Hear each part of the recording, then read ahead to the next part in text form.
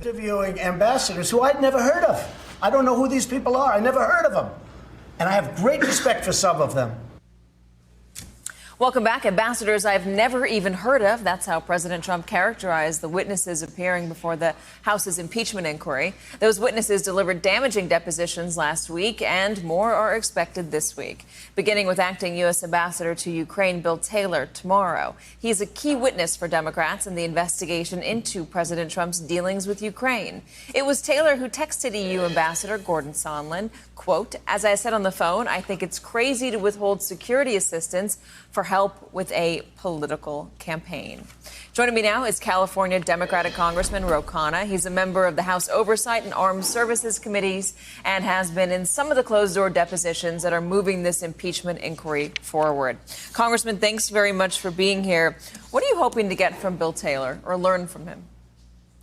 We need to know more information about who all was involved in Rudy Giuliani conducting foreign policy with Ukraine, who told the president that this was wrong, and why was the president outsourcing American foreign policy to his personal lawyer? Why does the president need to be told it's wrong?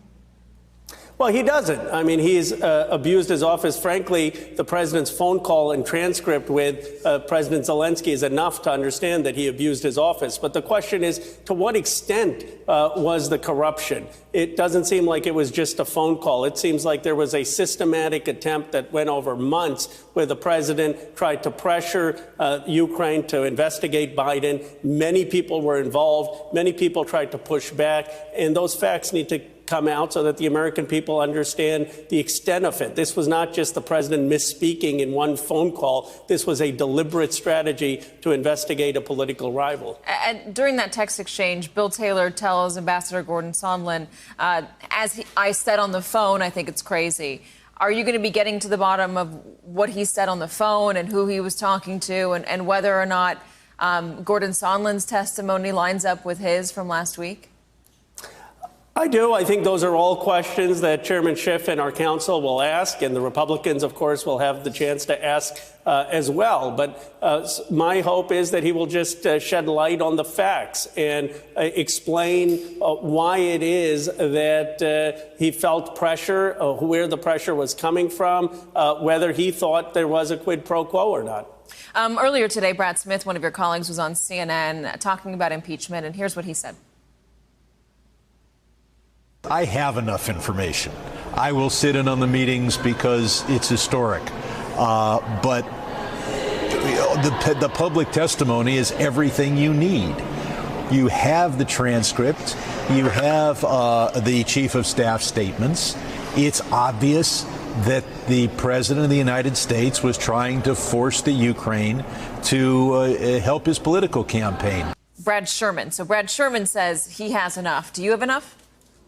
I do, and I agree with everything Brad said, but it's still important that we do the investigation and we build a case so that we can convince the Senate and maybe some Republican colleagues. We've seen now a break. I mean, Francis Rooney, who's announced his retirement, said he's open to impeachment. You even had Lindsey Graham saying that if there was further evidence of a crime, he's not ruling it out. We've heard informally a testimony or actually conversation that Republicans aren't as strong as they once were. So the more we can build the case, the more we may be able to convince some of the Republicans to do the right thing. Let me ask you more about that. Why don't you think they're as strongly behind the president as they once were?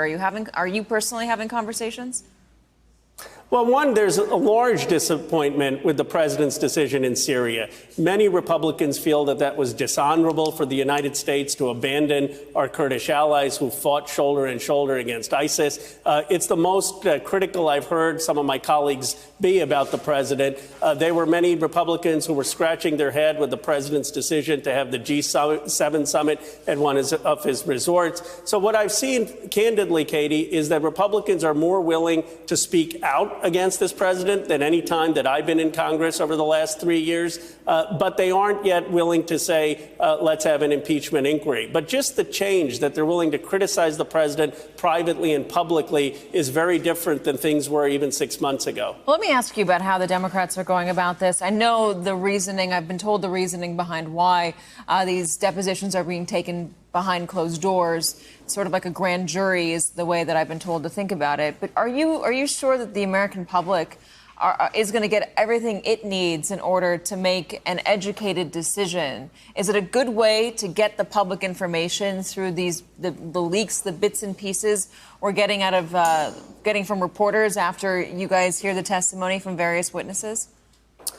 Well, Chairman Schiff has made it very clear to all of us who've ever been in that room not to have any leaks. And most of us, there are leaks, so someone's saying something to someone. I agree. I regret that there are those leaks, but I think what should happen is these witnesses should come. They should share their testimony. They shouldn't have leaks about that. And then there's going to be a formal proceeding in the Judiciary Committee where it will be public, where it will be debated, where all of the testimony will be out there for people to evaluate. And the central evidence is already out there. You have the president actually bragging about asking Ukraine to investigate Joe Biden and his son. So I don't think the facts are really at dispute here. It's more a question of values. Would you call back some of those witnesses? Do you need them to speak publicly themselves instead of just reading out a transcript?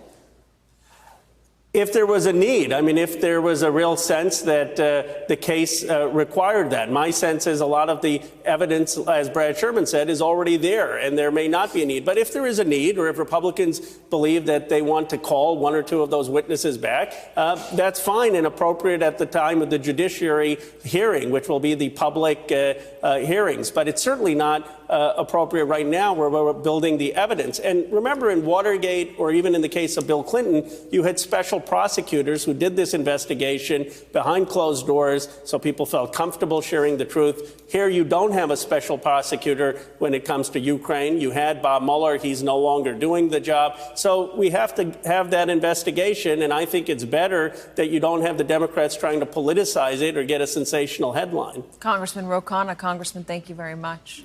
Thank you, Katie.